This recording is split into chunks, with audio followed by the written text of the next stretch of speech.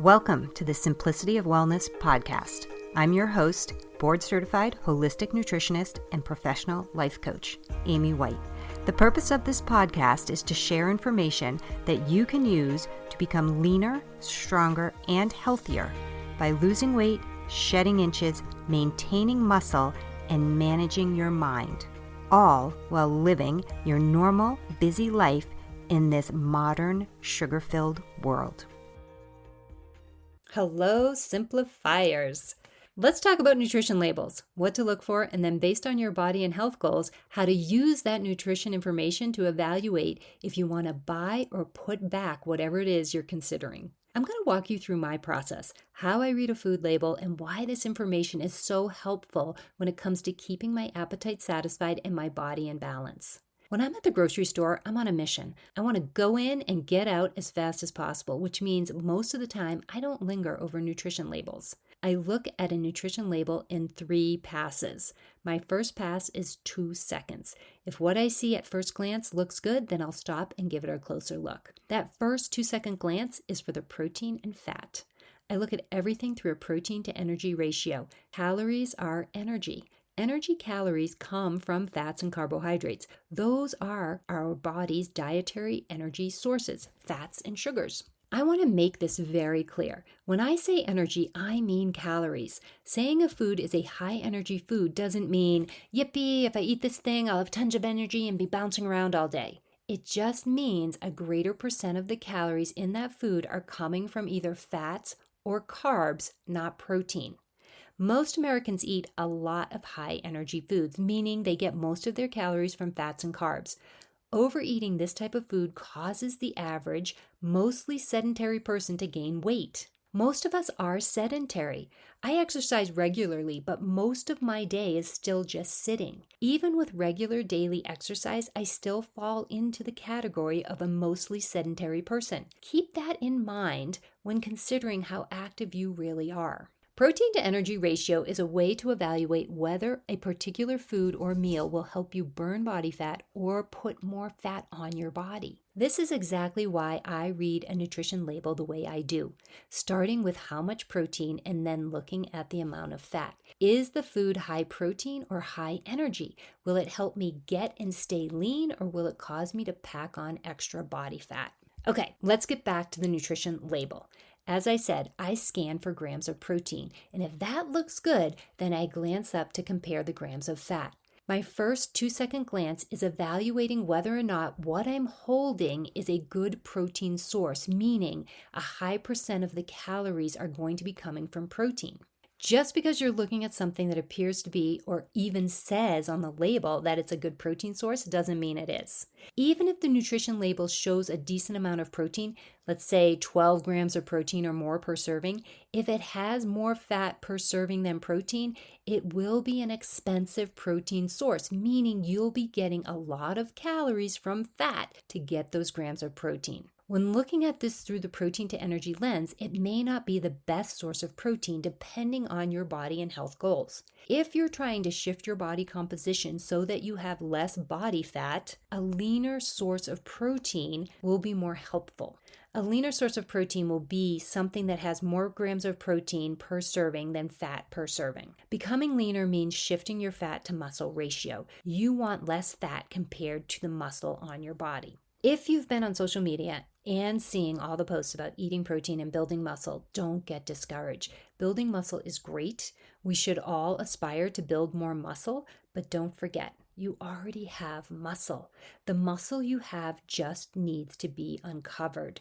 Excess fat hides muscle. When you eat food that has more protein than fat, you're helping your body burn off excess body fat, and that's how you'll get leaner and reveal the muscle you already have. Increasing the amount of protein-rich foods is one of the easiest and best ways to reveal your muscle mass.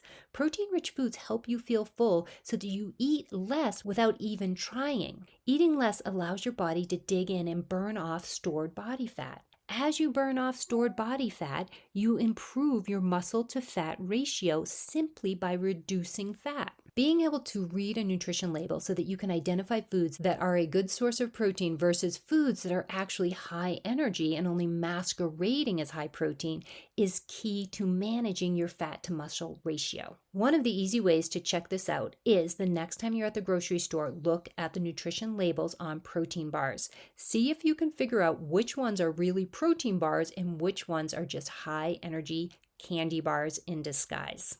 Today I'm going to use sausage as my protein to energy example. My family loves sausage, but most traditional sausages are made with pork or beef. I love these type of sausages because they're fatty.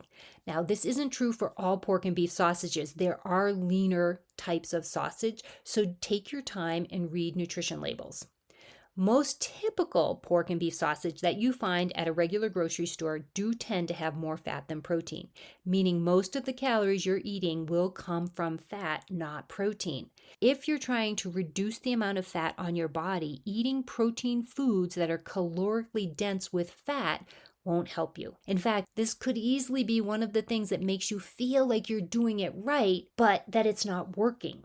I did a quick search for typical sausages that you find at a normal grocery store. Jimmy Dean's popped up as one of the brands, and then another brand called Jones Dairy Farm Sausage, all natural mild pork sausage links was another. A quick glance at the sausage links showed me 7 grams of protein. That alone would have me looking at the fat because 7 grams seemed low for a meat product. So of course I'd wonder, well, what could the fat be? One serving is 7 grams of protein and 24 grams of fat. This is a high-fat food masquerading as protein. It's a food that will make you fatter, not leaner. I did mention that my family loves sausage, so I wasn't going to give up on sausage. I spent a lot of time reading labels looking for high-protein, lower-fat sausage, and I'm happy to tell you I was successful. We have a local grocery store here that carries their own brand of chicken sausage.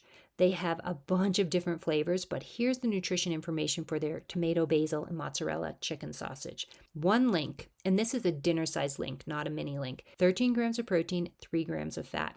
Another brand that I really like is Sabatino's smoked mozzarella with artichoke and garlic chicken sausage. We get these at Costco. Again, this is a full-size sausage link, not a mini link.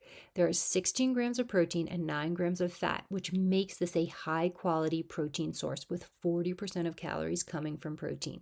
I've seen protein recommendations that say you should be getting 5 to 35% of your daily calories from protein. If you eat a 2,000 calorie diet, that is 50 to 170 grams of protein per day. You may not like this, but I'm going to tell you that 50 grams of protein per day is not enough to prevent muscle loss as you age. At the very least, all women over 40 should be getting no less than 100 grams of protein a day. And quite frankly, if you're over 5 feet tall, you should be shooting for a minimum of 125 grams of protein a day, more if you're active. Let's look at this with a 1,500 calorie diet. If you're shooting for 100 to 150 grams of protein a day, that means 400 to 700 of those 1,500 calories are coming from protein. If you want to do the math, each gram of protein is approximately 4 calories. The same for carbohydrates. Each gram of carbohydrate is 4 calories. Fats are different. For each gram of fat, you get 9 calories. This is why when you eat foods that are high in fat, you also get a lot of calories. The fat calories add up faster than the protein or carb calories. If you're eating 100 to 150 grams of protein a day, that means 400 to 700 of your 1,500 calories are coming from protein. The remainder of your calories will be from fats and carbs. 100 to 150 grams of protein on a 1,500 calorie diet means the percent of calories coming from protein will be between 27% to 40%. I'm torturing you with this math to help you understand what you're looking for on that nutrition label. The easy protein math is, look at the grams of protein, multiply that number by 10. If that new number, the protein grams with that added 0 on the end, is equal to the calories per serving, you know you're getting 40% of your calories from protein. Super easy. If the protein times 10 is more than the calories per serving, then you're getting more than 40% of your calories from protein. If it's less than the calories per serving, then you're getting less than 40% of your calories from protein. So let's take a closer look at those Jones Dairy sausage links that I mentioned earlier. A serving is 250 calories. Each serving has 7 grams of protein and 24 grams of fat. 7 times 10 is 70, which is a whole lot less than 250 calories. So we know the percent of calories coming from protein is way less than 40%. So just for fun, let's figure this out. There are 4 calories per gram of protein. 7 grams of protein times 4 equals 28 calories. If you divide 28 by the calories per serving, 250, you get 11%. Only 11% of the calories you're eating are coming from protein. As a woman over 40 who's trying to get a minimum of 100 grams of protein a day, you need at least 27% of your calories coming from protein. These sausage links just don't cut it. They aren't helping you reach any kind of healthy body goal. Does this mean you should put down anything that doesn't add up to 40% of calories from protein? No. On average, over the course of a day, if you can keep your percent of calories from protein between 27 and 40%, you're doing a lot to help your body regain metabolic balance and burn off excess body fat. The best part? You shouldn't feel hungry. If you're getting 27 to 40% of your calories from protein, you will feel full and satisfied. This range gives you the ability to eat a variety of foods, including foods that are higher in fats and carbs. When your body gets the nutrients and minerals it needs from your food, it stops asking for more. The food noise in your head quiets down. Losing fat so that you get leaner, stronger, and healthier should start to feel easier because it doesn't require superhuman willpower or constant self-judgment. One of my favorite types of sausage is kielbasa. It's fatty and greasy, and that's why I love it. A serving of the kielbasa that I like is 120 calories. There are 9 grams of protein and 9 grams of fat per serving. It's a 1-to-1 ratio of fat to protein. When I multiply the grams of protein by 10, I get 90. That's less than 120, which is the calories per serving, but it's not a lot less. I know this is still within the protein percent range that I'm comfortable with, but to be sure, let's check the numbers. 9 grams of protein times 4 tells me that I'm getting 36 calories from protein. When I divide 36 by 120, I get 30%.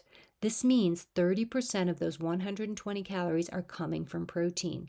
30% fits within that healthy range of 27 to 40% of calories coming from protein. If your protein grams don't equal 40% of calories, don't just give the food a quick pass. Is the protein about equal to or greater than the fat?